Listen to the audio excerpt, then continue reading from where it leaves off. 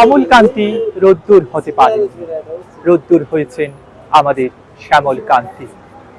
বাংলাদেশের পতাকায় যে রক্তিম সূর্যের আভা, সেই সূর্যের রোদ্দুর হয়ে বেঁচে আছেন, বেঁচে থাকবেন শহীদ চিকিৎসক শ্যামল কান্তি লালা। সূর্য ডুবছে, দাঁড়িয়ে আছি শহীদ শামসুদ্দিন হাসপাতালে। এটা 1978 সালে এটি ছিল সিলেট মেডিকেল কলেজ হাসপাতাল। বাঙালির স্বাধীনতার স্বপ্ন আকাঙ্ক্ষাকে ডুবিয়ে দিতে 1971 সালের 9 এপ্রিল এখানে নারকীয় হত্যাযজ্ঞ চালায় পাকিস্তানি বাহিনী। এখানে আহত মুক্তিযোদ্ধাদের চিকিৎসা সেবা দিচ্ছিলেন শহীদ ডাক্তার শামসুদ্দিন আহমদ শ্যামল কান্তি লালা। পাকিস্তানি বাহিনী তাদেরকে থমকে দিতে, দমিয়ে দিতে, বাঙালির মনোবল ভেঙে দিতে এখানে প্রথম হামলা চালায়।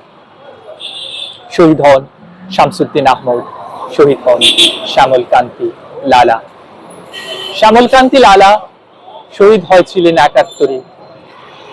তিনি হয়তো হারিয়ে যেতেন, কিন্তু শ্যামল কান্তি লালাকে হারিয়ে যেতে দেননি আরও এক চিকিৎসক, মৃগেন কুমার দাস চৌধুরী, যিনি নিজেও একজন মুক্তিযোদ্ধা। শ্যামল কান্তি লালার পরিবারের খোঁজ নেই, কোথাও কোনো ছবিও নেই। ডাক টিকিটে শ্যামল কান্তি লালার যে ছবি এখন দেখা মেলে, সেটারও খোঁজ মিলত না ডাক্তার মৃগেন দাস উদ্যোগী না হলে। তিনি ডাক্তার শ্যামল কান্তিকে লাল সূর্যের উজ্জ্বল রোদের মতো বাঁচিয়ে রেখেছেন আমাদের মাঝে। ডাক্তার মৃগেন কুমার দাস চৌধুরীর কাছ থেকে আমরা শুনব সেই গল্প। ডক্টর শ্যামল কান্তি লালা উনি সিলেট মেডিকেল কলেজের 6ষ্ঠ ব্যাচের ছাত্র। সিলেট মেডিকেল 1962 ইংরেজিতে এটার পদযাত্রা। ওনারা ওইখানকার 3য় ব্যাচের ছাত্র, আর আমি হলাম 6ষ্ঠ ব্যাচের। আর উনি আমার 3 বছরের সিনিয়র। বাড়ি চিটাগাং, শরণদ্বীপ। আমি খুঁজে বাইর করছি ওনার এই একটা শরণদ্বীপটা চিটাগাংয়ের বোধহয় হয়তো দ্বীপাঞ্চল হইতে পারে। তো উনি শহীদ হওয়ার মূল কারণ হইল যে উনি যে জেনারেল উনি ট্রেনিং নিতেন, অধ্যাপক ডাক্তার শামসুদ্দিন আহমদ স্যার। তো উনি সার্জারি ডিপার্টমেন্টের হেড ছিলেন। তো স্যারের প্রথম থেকেই স্বাধীনতা যুদ্ধের প্রাথমিক পর্যায়ে যেসব ক্রিয়াকাণ্ড, যখন যুদ্ধ আরম্ভ হয় নাই, তখন তাকে স্যারের একটা দূরদৃষ্টি ছিল যে এই অসহযোগ এবং এইরকম পর্যায়ে যাচ্ছে যে আমরা একটা হয়তো একটা মোটামুটি সশস্ত্র একটা সংগ্রামের দিকে অগ্রসর হইতেছি। সেই হিসাবে স্যারের আমাদের অ্যাডভাইসে ছিল যে যারা আমরা তখনও মেডিকেল ডাক্তার হই নাই, আমাদের অ্যাডভাইস ছিল যে তোমরা ভলান্টিয়ার হিসেবে কাজ করবা, তোমরা এমনিতে বসে থাকবা, যখন ক্যাজুয়ালিটি হবে তোমরা হেল্প করবা।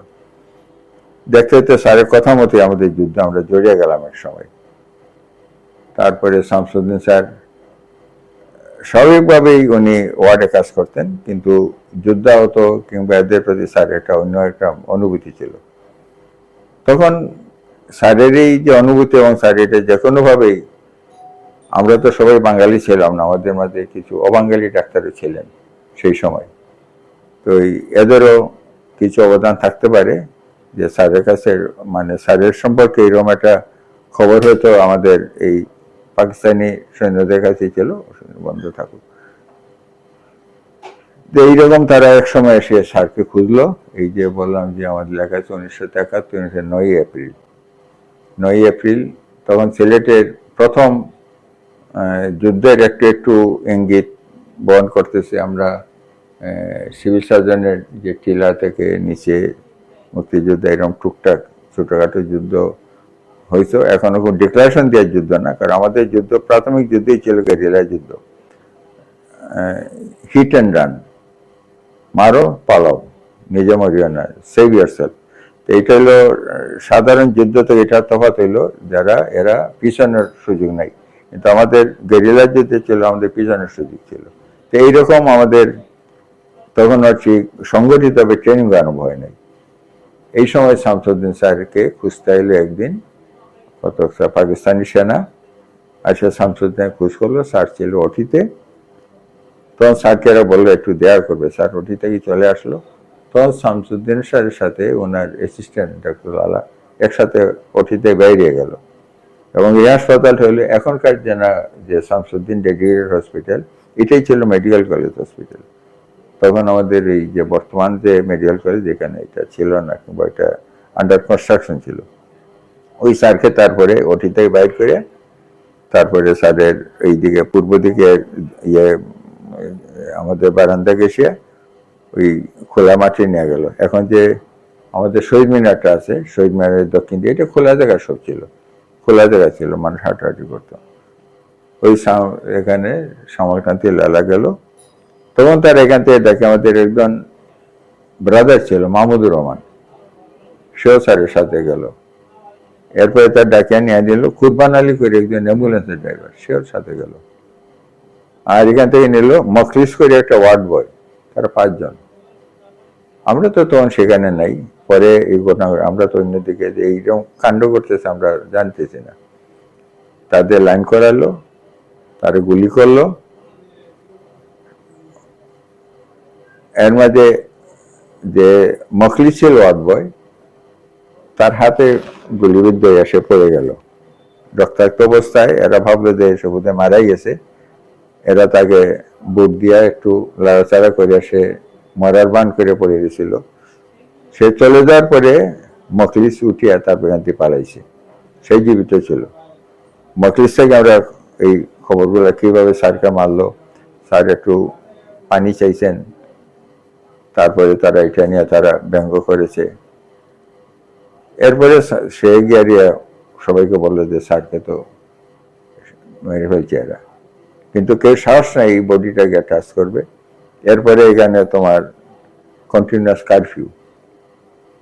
আমি পরবর্তীতে দেশ স্বাধীন হওয়ার পরে যখন মুক্তিযুদ্ধ থেকে আসলাম, তখন ওই যে যেখানে স্যারকে মারলো এর পাশেই ছিল আমাদের RS কোয়ার্টার, এখানে থাকতেন সৈয়দ লুকমান আলী। স্যার এখন দুনিয়াতে নেই, আল্লাহ নিয়ে গেছেন। তো ওই স্যার পরে আমাদের বলছেন যে আমরা কেউ সাহস নাই যে বেরিয়ে দেখবো যে কি করতেছে। রাতের অন্ধকারে শিয়াল কুকুরে বডিগুলা ডিসপোজ করে ফেলছে। স্যারের আমি শুনছি যে স্যারের শুধু পায়ের একটা অংশ, এটা জুতাটা পাওয়া গেছে, এটাই দিয়ে শামসুদ্দিন সাহেবকে চেনা গেছে। আর বাকি সম্ভবত কারোর কোনো অস্তিত্ব পাওয়া যাচ্ছে না। তাই যে মখলিস যেভাবে বর্ণনা দিছে যে কে কোথায় পড়ে গেছিল, সেই অনুসারেই আমাদের এখন যে বৌদ্ধভূমিটা আমরা সাজিয়েছি এই মখলিসের কথা অনুসারে। এরপরে যখন ছবি হলো, দেশে এলো, বহুদিন যাওয়ার পরে দেখা গেল শ্যামলকান্তি লালার কেউ খোঁজ খবর করছে না, তার নাই। আমাদের BMA থেকে এটা আমাকে দায়িত্ব দেওয়া হলো যেন আমি লালার একটা সন্ধান বাইর করি, যে যাতে আমরা বুদ্ধিজীবী লিস্টে ওনাকে করতে পারি, তালিকাভুক্ত করতে পারি। আমি তখন অনন্য পায় হয়ে হাসপাতালে যে আমাদের যে অ্যাডমিশন রেজিস্টার, মানে ভর্তি রেজিস্টার, এখানে সবাই তো নাম লেখা থাকে, ওইটা বাইর করলাম কই দিয়ে। আর যেখানে লালার বাবার নাম বৈদ্য সত্যেন্দ্র লালা ছিল, উনি ডাক্তার ছিলেন। আর তার যে বাড়ির ঠিকানা যেটা বলছে ওইটা বাড়ির ঠিকানা পাইলাম, আর SSC HSC ঠিকানা পেলাম। আর বাকিটুকু তো আমাদের সাথে তো ওনার পরিচয় এই সূত্র ধরে আমি 2-3 পৃষ্ঠার একটা ওনার জীবনী লেখলাম। এখন তো ফটো তো পাই না, লালার একটা ফটো দরকার তখনকার। এখন তো আমরা অ্যাডমিশনে ফটোটা তখন ফটোর প্রয়োজন ছিল না।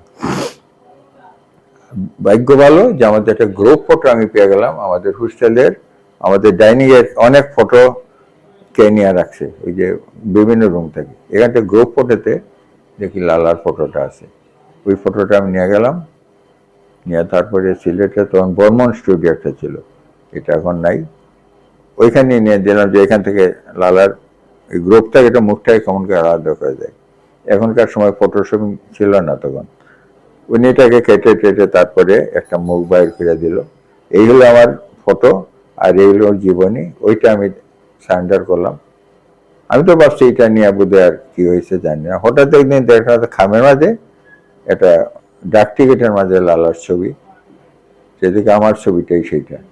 সেরপরে এরা আমাকে একটা থ্যাঙ্কস লেটার দিয়ে পাঠিয়েছিল আমি এটা করার জন্য। আমি মনে মনে সন্তুষ্ট যে একজন স্বাধীনতা যুদ্ধের একজন শহীদ, যিনি স্যারের সাথে নিজের অকাতরে জীবন দিয়েছেন এবং হাসপাতালে এই দুর্গতির সময়ও এরা হাসপাতাল ছাড়ে নাই। উনি নিজের জীবনটা বিলীন করে দিয়েছেন এবং আমি যে ওনাকে জীবিত না থাকলেও মৃতের মাঝে ওনার নামটা জীবিত রেখেছি, এটা আমার কাছে নিজের কাছে একটা পরিতুষ্টি লাগতেছে। তারপরে এক সময় যারা শহীদ ডাক্তাররা ছিল এখানে আমাদের মন্ত্রণালয় থেকে প্রাইম মিনিস্টার কতগুলো ক্রেস্ট দিয়েছিলেন, এই ক্রেস্টটা আমি রিসিভ করেছিলাম। আর তো কেউ নাই ওটা রিসিভ করার মতো, আমাকে ডাকলো। আমি বহুদিন আমার ঘরেই ছিল, কিন্তু আমার একটাই ছিল যে এটা মালিক তো আমি না, কিন্তু ওনার কোনো আত্মীয় স্বজনকে পাচ্ছে না। এরপরে আমি রিসেন্টলি গত কয়েক বছর আগে আমাদের কলেজের এক অনুষ্ঠানে এই ক্রেস্টটা প্রিন্সিপালকে দিয়ে দিলাম যে এটা আমাদের কলেজের গৌরব, এটা প্রিন্সিপালের রুমেই থাকুক। এখনও প্রিন্সিপালের রুমে এই যে সরকার তরফ থেকে এটা ক্রেস্ট দিয়েছিল এটা এখনো আছে, এটা আমি গ্রহণ করেছিলাম। তো এখন পর্যন্ত আমি যতটুকু জানি লালার বাবা কিংবা এই পরিবারের কেউ কোনো সন্ধান আমার জানার মতো এখন কেউ পায়নি। আমার ইচ্ছা ছিল এরা একটু আসবে, হয়তো বা আমার অজান্তে দেখে গেছে, কিন্তু কেউ বলতে যে হয়তো বা এরা তখন হয়তো দেশ ছেড়ে গেছে, এই ছেলের সুখেও তার দেশে ফিরে নাই। কিন্তু আমি এই কেটে পাইলেই জিজ্ঞাসা করি যে এই এলাকার কেউ আমাকে ট্রেস দিতে পারলো না। এরকম আমার মনে হয় যে এরকম বোধহয় আমার জানার মতো আমরা যারা ওনার বন্ধু বান্ধব আছেন কিংবা কন্টেম্পোরারি আছেন, কেউ কাছে শুনি নাই যে লালার পরিবার সাথে কেউ দেখা হয়েছে। তো এইরকম আমাদের অনেক শহীদদের মাঝে লালা একজন শহীদ। বিশেষ করে প্রথম দিকের যুদ্ধতে 9 এপ্রিলে, মানে তখন যুদ্ধের মানে একদম প্রাথমিক পর্যায়ে 25শে মার্চ এর পরের মাসে ঘটনা ঘটে গেল। লালা স্মৃতি হিসাবে আমরা এখানে কয়েকটা কোয়ার্টারকে নিয়ে এখানে সংক্ষিপ্ত একটা লেডিজ হোস্টেল ছিল আমাদের। এটা হলো পুরাতন সাইটে, ওই স্টেডিয়ামের উল্টা দিকে। আমাদের যখন এটা ট্রান্সফার হয় এখান থেকে সব আমরা চলে গেলাম কাদরসার নতুন সাইডে, ওই তখন আমরা লালার স্মৃতি রক্ষার্থে ওইখানকার লেডিজ হোস্টেল একটা হলের নাম লালা হোস্টেল রাখা হয়েছে। পরে আর অন্যান্য হোস্টেল হয়েছে। ওই লালার নামটাকে আমরা তখনকার যারা আমরা বিএমএতে ছিলাম কিংবা ছাত্র সংঘ কিংবা ডাক্তাররা সবাই মিলিয়েই বলে এই নামটা যেন কন্টিনিউশন করে এই লালার নামে ওইখানে একটা হোস্টেল রেখেছি। আর এই যে ব্লকে আমরা থাকতাম ওইটাকে শামসুদ্দিন ছাত্রাবাস নামে এখনো পরিচিত আছে, ওই টিন শেডগুলা। শ্যামলকান্তি লালা এই হোস্টেলে থাকতেন, নাম বলছি শামসুদ্দিন ছাত্রাবাস নামে যেটা পরিচিত, তখন এটাই ছিল আমাদের একমাত্র হোস্টেল ছেলেদের। উনি এখানে সি ব্লকে থাকতেন। প্রথম থেকে আনবই এয়ার থেকে এখানে এইচ পর্যন্ত 8টা ব্লক ছিল। এর মাঝে আমাদের জায়গা হয়ে যেত, তখন তো ছাত্র কমবর্তিত জায়গাতে। উনি লালাভাই ছিলেন সি ব্লকের এবং এখানেই থাকা অবস্থায় ওনার হয় তোমার মৃত্যুটা নির্ধারিত হয়, তখন হোস্টেলেই থাকতেন। এই হোস্টেল একমাত্র হোস্টেল ছিল তখনকার সময়। তো আমাদের সময় পশ্চিম পাকিস্তানের আমাদের তখনকার তো এক পাকিস্তানি, তখন এই পশ্চিম পাকিস্তানে একটা কোটা ছিল, এই কোটায় তারা আসতো। আবার তার মধ্যে কেউ আবার পূর্ব পাকিস্তানের রেসিডেন্সি যে কোনোভাবে সনদ নিয়ে এখানেও তারা আসতো। কাজে আমাদের সময় একটা ভালো সংখ্যক পাকিস্তানি ছেলেরা একসাথে পড়াশোনা করতাম। তো ওই তারা যে ভাষা ছিল উর্দু, আমরা তো বাংলাতে কথা বলতাম।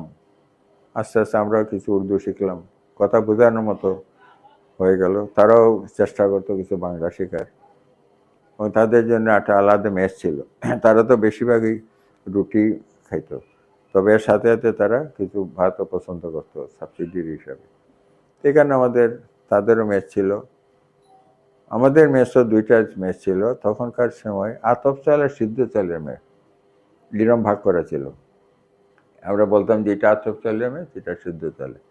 আমরা সিলেটি যারা এরা আতপ চালটা পছন্দ করতো, তখন এরা এইদিকে থাকতো। যারা সিলেটের বাইরে যাদের ওনারা আসছিলেন এরা সিদ্ধ চালটা পছন্দ করতেন। তাই আমাদের হোস্টেল এখনও মনে আছে, আমরা আতরতলা সিদ্ধতলা মেস আর একটা পাঞ্জাবি মেস, 3টা মেস আমাদের এখানে চালু ছিল।